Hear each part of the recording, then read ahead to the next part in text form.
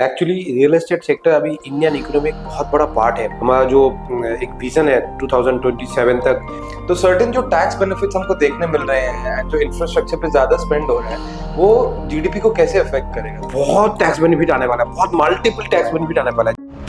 नमस्कार, मेरा नाम ध्रुव है और आज मैं आपके लिए बजट के रिगार्डिंग वीडियो लाया हूँ। जैसा कि आप जानते हैं, बजट एक बहुत इंपॉर्टेंट पार्ट होता है हमारे इन्वेस्टमेंट डिसीजंस को शेप करने के लिए, क्योंकि इन्वेस्टमेंट्स हमारी लाइफ का बहुत इंपॉर्टेंट पार्ट होती हैं and they are also very necessary. तो आज की वीडियो में मैं आपको बताऊंगा कि आप इन्वेस्टमेंट्स कहाँ, कैसे और कब करें, जिससे आपका जो भी रिटर्न है वो आपको काफी ज्यादा अच्छा मिले। आज मैं एक investment expert mister Abhijit Ghosh के साथ हूँ, who has more than 25 years of experience in this field, and he will be guiding us on how to invest and where to invest in this year. Hello, अब हम बैठे हैं mister Abhijit Ghosh के साथ। He is the CEO of Get My Ghar and he has more than 25 years of experience in investments. Thank you so much, sir, for being with us today. And It's my pleasure. It's a pleasure to sit with you, sir, and discuss about this. So, sir, as we know कि मतलब real estate constitutes 7% of GDP.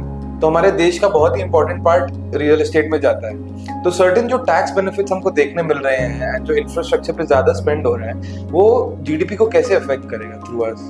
Okay, आपने ये जो question पूछा बहुत बढ़िया question है। बहुत सारे लोगों को ये इसके बारे में लोग इन्फॉर्मेशन लेना नहीं चाहते। एक्चुअली रियल एस्टेट सेक्टर अभी इंडियन इकोनॉमी एक बहुत बड़ा पार्ट है, बहुत बड़ा एक रोल प्ले कर रहा है, क्योंकि अभी हम लोग देखेंगे कि इंडिया इज ग्रोइंग एंड हमारा जो एक विजन है 2027 तक एक डेवलप कंट्री बनने में, इसमें जीडीपी को Indian real estate economy almost 30% plus support करता है।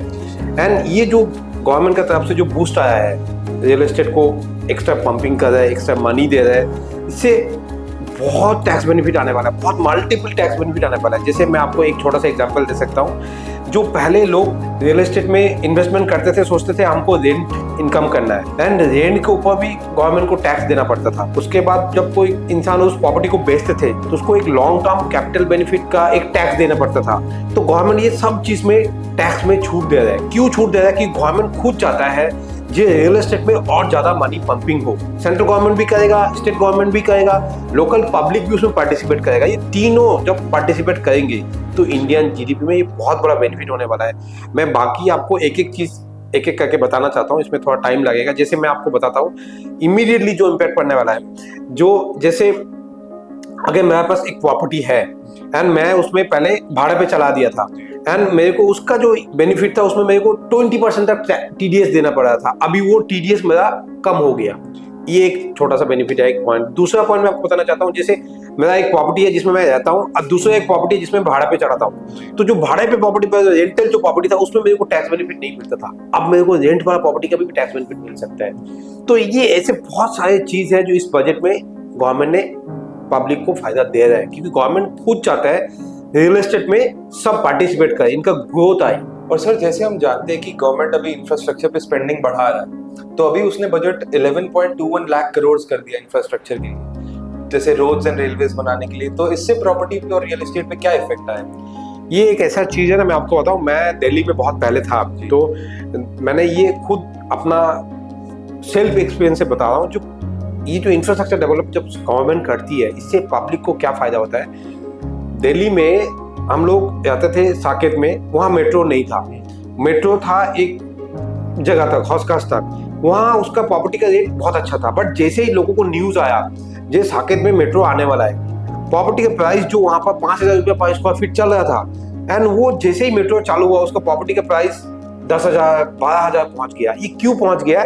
क्योंकि जो लोग गुड़गांव में काम करते थे ये साकेत तक मेट्रो में आना स्टार्ट कर दिया। तो मैं एक छोटा सा एग्जांपल देके बोला, जो भी सिटी में गवर्नमेंट अभी इंफ्रास्ट्रक्चर डेवलपमेंट करने वाला है, स्पेशली जो मेट्रो, जो मेरे को अभी न्यूज में बजट में भी बताया था जी, नेक्स्ट आने वाला 2-3 साल में हम लोग after China I think will be the second largest in metro railway, हम लोग अमेरिका को भी बीट करने वाला है। हमारा जो मेट्रो रेलवे नेटवर्क है वो सबसे बड़ा बन जाएगा। इससे क्या होगा, अगर आपको प्रॉपर्टी सपोज मेट्रो का with in 3 kilometre 2 kilometre radius में आ जाते हैं तो आपका प्रॉपर्टी प्राइस बढ़ेगा ही, क्योंकि वहाँ डिमांड बढ़ जाएगा मेट्रो के आसपास।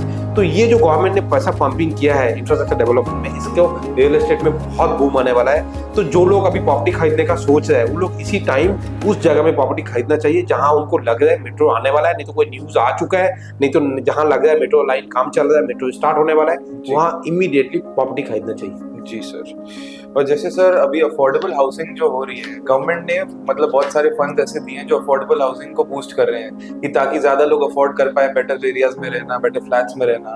तो आप इसके बारे में क्या कहना चाहेंगे, कैसा मूव है गवर्नमेंट के साथ? ये देखो, ये एक ऐसा मूव है ना, मतलब मैं एग्जांपल देना चाहूँगा, लाइक सिटी लाइफ मुंबई, जहाँ बहुत महंगा हो गया। लोग नॉर्मल मिडिल क्लास फैमिली के लिए एक फ्लैट खरीदना मुंबई में लाइक एक ड्रीम है जो ट्रू नहीं होता है। तो ये जो मैं मुंबई का एग्जांपल आपको इसलिए दे रहा हूँ क्योंकि वहाँ एक 2 BHK खरीदने के लिए अभी 2.5 से 3 करोड़ रुपया लगता है। तो गवर्नमेंट इसको ऊपर कर रहा है कि कैसे मिडिल क्लास सेगमेंट के लिए अफोर्डेबिलिटी बन जाए। तो मैं कोलकाता का एग्जांपल देके बोलूंगा, जैसे कोई मेदिनीपुर से अगर कोई आ रहा है, आ गया यहाँ एक कोलकाता में न्यू टाउन में फ्लैट खरीदेगा, ये आपका 1 करोड़ के आसपास आ जाते हैं। तो इस चीज को ऊपर गवर्नमेंट काम कर रहे हैं। इसमें गवर्नमेंट चाहते हैं कि लोगों को एक अफोर्डेबिलिटी मिले, लोग अपना फ्लैट खरीद पाए।